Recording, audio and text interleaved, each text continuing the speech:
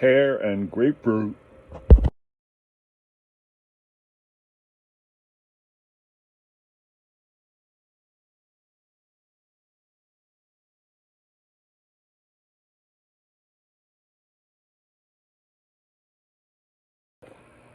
Tons of possibilities at this stage. Let's do a quick analysis of what is happening.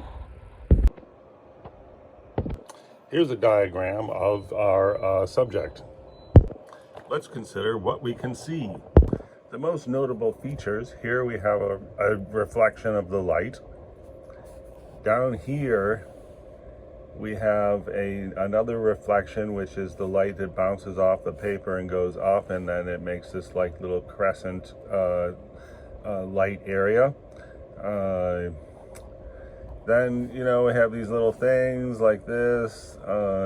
It's up to us to decide exactly, as the artist, exactly what we want to actually do. Like, usually I do not do these little brown things.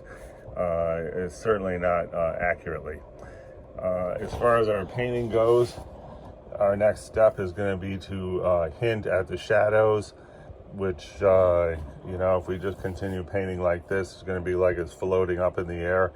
And so this is going to give us a lot of depth, circumstance, and definition. What we have in the pear is like a highlight here, a highlight here.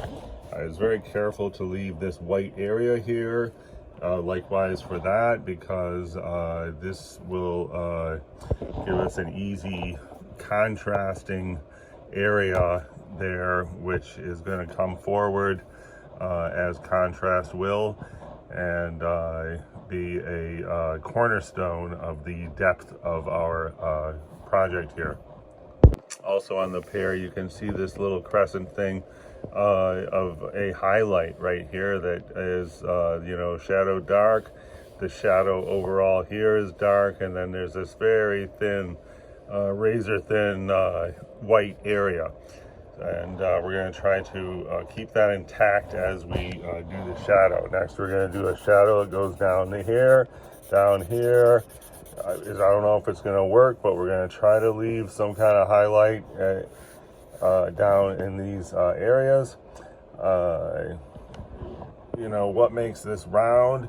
Essentially, this area here is round, and so we're going to, you know, hopefully be able to, you know, treat it just like a sphere, and you know, the roundness will pop and fly off the paper. One school of thought is to use the same brush for the entire painting from beginning to end, and so we're going to subscribe to that notion with this.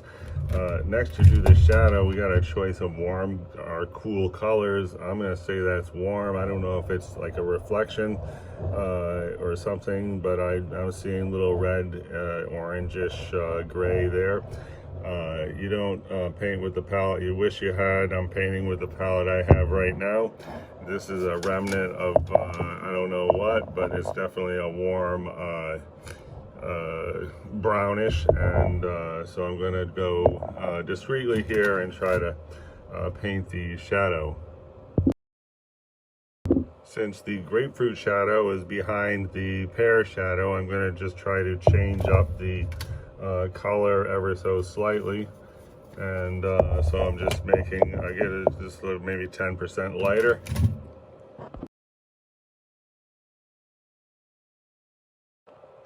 Using the brush where I squished out some of the water, if you sort of go like this, you can soften the edge of the shadow, so which is what I did just now, and just try to go here just to so you don't have that like hard line looking there.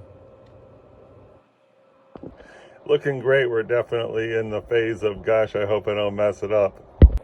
Come on by for more progress later.